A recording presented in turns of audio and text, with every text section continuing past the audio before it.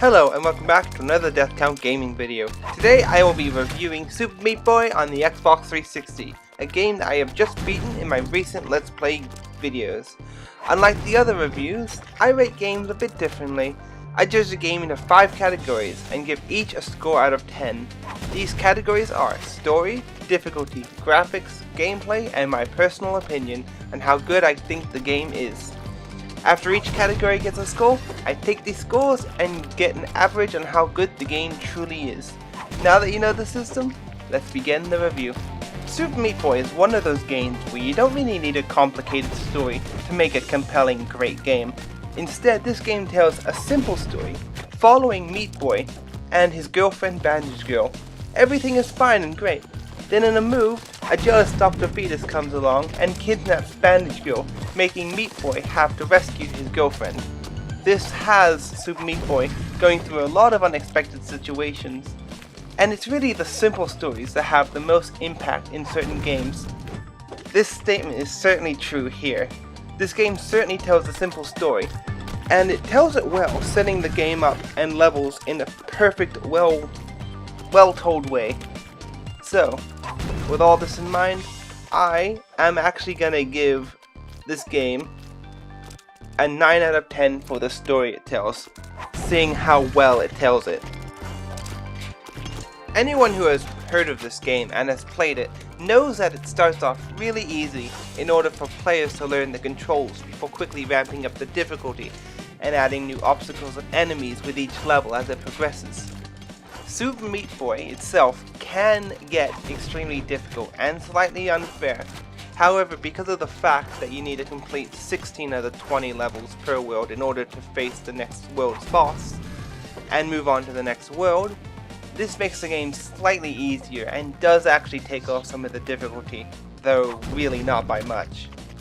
This whole game seems to be designed with the difficulty in mind, and there is certainly a number of areas and levels where this thing looks impossible to beat, especially in the worlds after the main story. There's a specific level, a specific world called, I think it's Cotton Alley, and the levels in there borderline insane, honestly. I'm not even kidding. I'm thinking about covering it on a video later, but not now. So, back to the review. With everything in mind, I will actually be giving this game a 9 out of 10 for difficulty.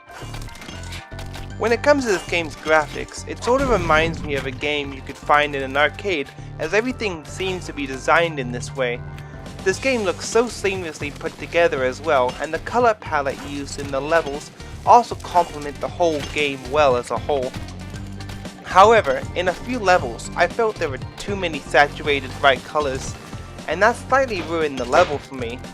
Generally, this problem only hit me in a few levels, with the rest of the game being completely visually appealing, and in this very cute sort of style.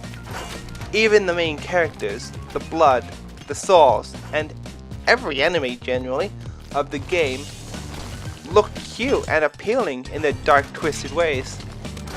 Nothing generally looks out of the ordinary, with the game's visuals being really well put together. So, in closing, I've decided to give this game a 9 out of 10 for graphics.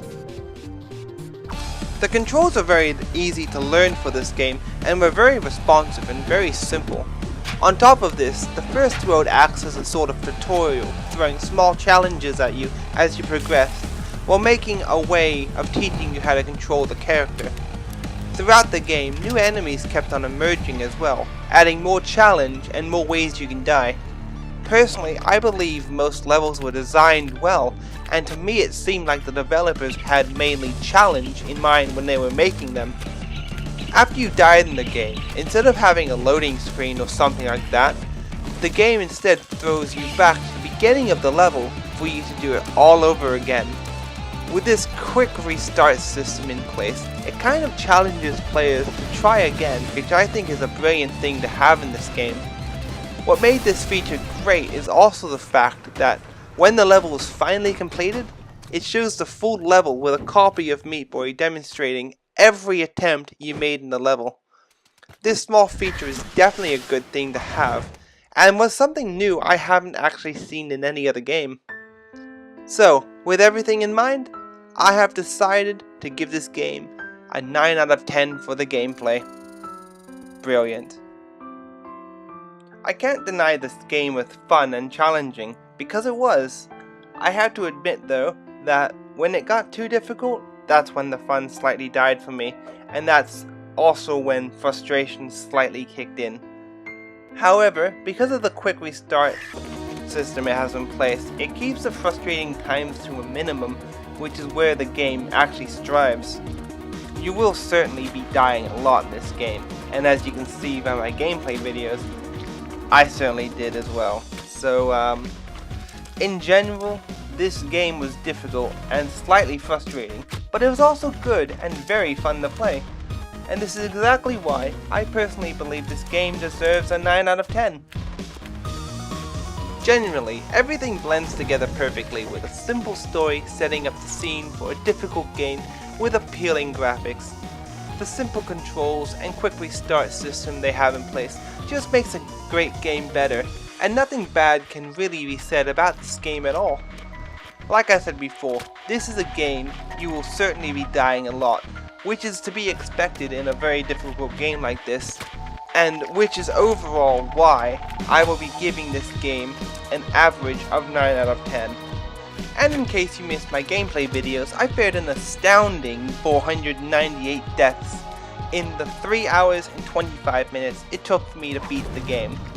If you want to check out my 6-part series I did on the game, I'd be very grateful. Otherwise, thank you for watching my review, and I will see you again in the next Death Count Gaming video.